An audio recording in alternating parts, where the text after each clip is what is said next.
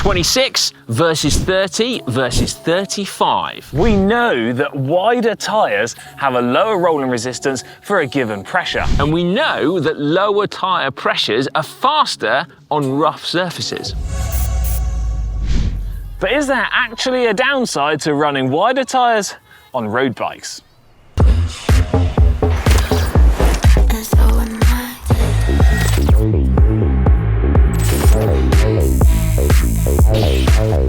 In theory, that tyre should be slower then. That's the biggest lie I've ever had in my entire life. I kind of don't know how to break this to you all, but basically, effectively, what we're looking for today is to find out whether wider tyres, so trendy, so hot right now, and supposedly so fast, actually hold you back when the road surface is good. Now, before we go any further, a quick request from us. Please, can you subscribe to GCN if you don't already? Your support means a great deal. Also, let us know in the comments section which width of tyre you think is going to be fastest. And lastly, hit the like button if you enjoy a bit of GCN Does Science. To test it, we've got 3 pairs of PREL P0 race tyres fitted to 3 pairs of Elite Wheels Drive 50s. The only difference between them is that 1 pair of tyres are 26mm, 1 pair is 30mm, and 1 pair is 35mm wide. Our test is on a dedicated cycling track, and the surface of it is really, really good. Now, many people, and I'm going to include myself in this category, will think that the narrower tyre is going to be faster on this smooth surface because it's more aerodynamic on these wheels and because this smooth surface simply doesn't play to the strengths of the wider tyres. That's right, wider tyres at lower pressures are faster on rougher, bumpier surfaces. So common sense suggests that there's going to be less or perhaps even no advantage to be had when riding on the smooth stuff. Was that tumbleweed blowing across? We're setting up the wheels with what would be considered the optimal tyre pressure for each, and that's according to the Silka's online tyre pressure calculator. Now, I can hear some of you already saying, well, it's not a fair test if you don't put the same pressures in. Yeah, but no. For sure, a wider tyre will have a lower rolling resistance for a given pressure.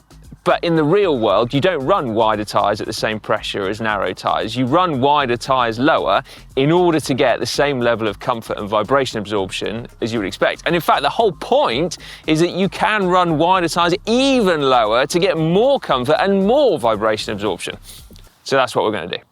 We're going to log some laps at 100 watts, some at 200 watts, and some at 300 watts, and see if the speeds vary between different tyres. We'll keep our body position on the bike constant, our clothing constant, and we're going to try and get the test done quickly so that the weather, hopefully, also remains constant.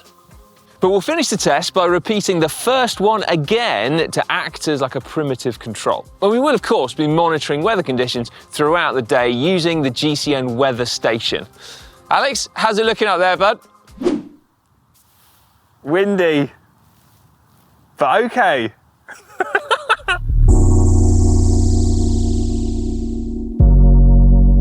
35mm tyres. I don't know, let's go. 3, 2, 1, go. Oh, what? You gonna go a bit quicker, mate? I'm going slow in the name of science. Speedy 26s coming up. They actually measure 28, we've just found out using a set of calipers. Right. Beep, beep, beep, beep, beep.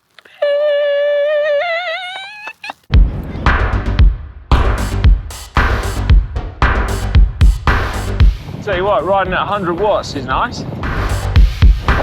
200 watts. Okay, and then 300 watts. Like my thoughts of them riding around the circuit, I think, just feels normal. Yeah. You know what I mean? Like, I don't know what else to say about them. Well, no, you're right. They just feel normal. That it makes your road bike feel normal. Yeah. And like that is almost like the baseline because they measure up as 28. Don't they? Yeah, okay. Like modern wheels are wider. 26mm tyres tend to be a bit wider. Yeah, and I have not put that amount of pressure in any of my tyres for years. No. But because the surface is so smooth, you just don't notice it. Like it's fine. It's Yeah, like, it feels all right. I think in the second, if you took 26s to crappy roads, country lanes with those pressures, yeah, you'd be shaking your teeth out.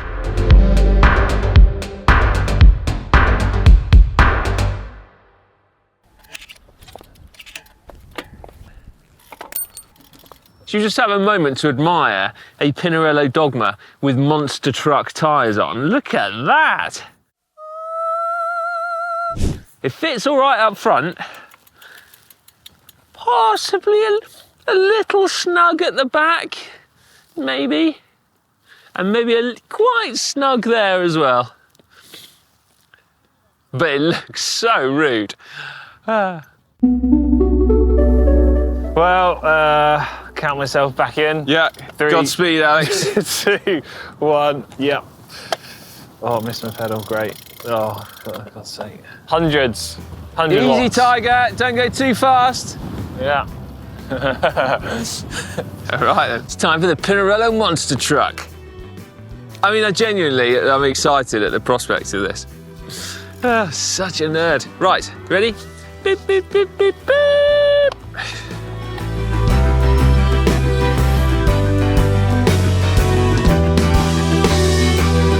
35s feel very different to ride. Yeah, big time. They, particularly going from the 26 straight to the 35, they changed the handling of the bike. Because that, is it pneumatic trail, I think it's called?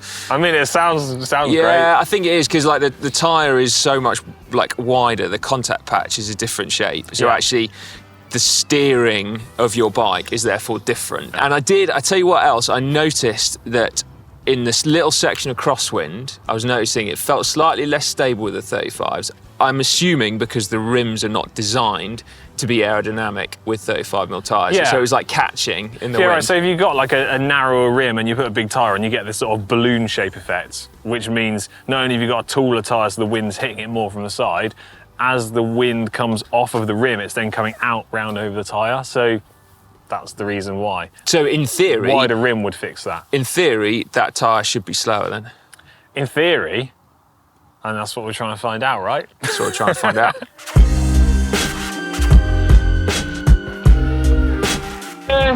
1. Look at this.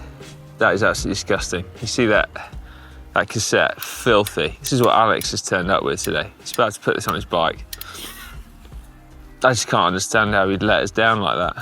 That's the biggest lie I've ever had in my entire life. I don't want to put that minging cassette on my bike that belongs to Si. Well, I mean, technically it is mine, yeah.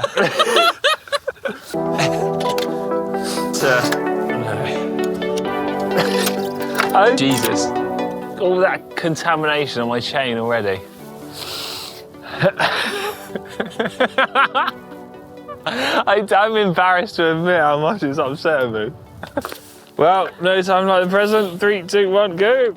Go! They look about right, these. They measure up as 31, just in case you're wondering. Right. Beep, beep, beep, beep, beep.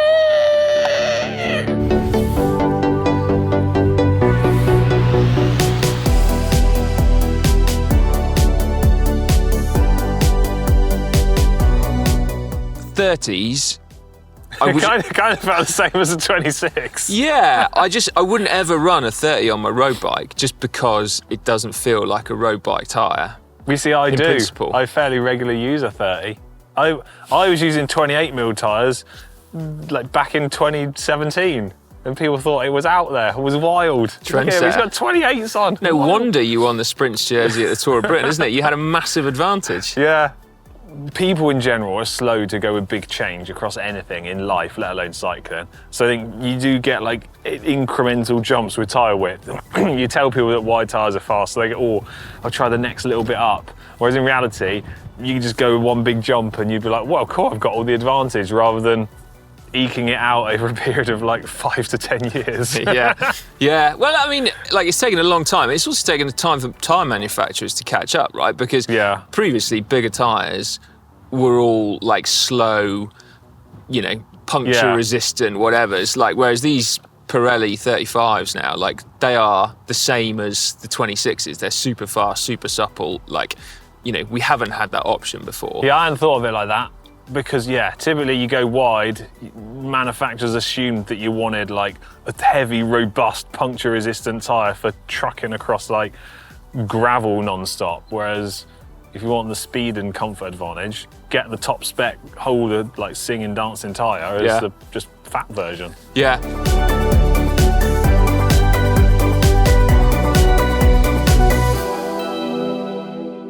Right then, it's the moment you have all patiently been waiting for. It is results time. I kind of don't know how to break this to you all, but basically, they were all exactly the same. Pretty much. There was like such a little difference between everything. We're going to count them as the same. Yeah, so like in terms of margin of error, they were all exactly the same. Potentially the 35 was fractionally quicker. Fractionally. So within the, you know, realms of statistical error. Yeah. But that has completely blown me away because I did not think it would be as fast as the other tyres. I thought the Fat Boy was going to be slower. Yeah, I did come into this that the Fat Boy was going to be slower. That's thrown me. Well, sorry, I don't, you know, the tyre, the Fat Boy tyre. I came into today trying to have an open mind on this, but I did have this sort of preconception that the 26 was going to be fastest on the smooth surface. And I'm kind of glad to be proved wrong because I am an advocate of wider tyres. I know the bike industry is trying to sort of push it and say this is great because perhaps it is just good. Yeah. Well, yeah, so on the surface that is least suited to a wider tyre, and by the time we were doing 300 watts, my average speed and your average speed was about 38k an hour. I mean, we could actually just put a nice little chart together and whack it up on screen for everyone to look at this themselves. Yeah, but so 38k an hour, like, we're not hanging around at that speed. So That's even quick, at fast speeds, the 35 was not slower. My results, my personal results, varied most at the lower power, which is kind of interesting, I thought. Yeah. So anyway, let us know what you think, because has that surprised you? Do you run wider tyres? Will you consider running wider tyres now? I mean, I still wouldn't put a 35 on my Pinarello, if I'm totally honest. Even after all of that, there's something still feels a little bit wrong at the minute. I think it's perceptions. We don't want to take big leaps of faith. I still stick by what I said in a GCN Tech video a few weeks back. 99% of people could benefit from just having the widest tyre possible that fits into their bike and running it at a lower pressure. And I think we've kind of cemented that in, even if you're riding on smoother surfaces most of the time. There you go. Get involved in the comment section down below. And remember, give the video a like if you've enjoyed a little bit of GCN Does Science. Okay, bye.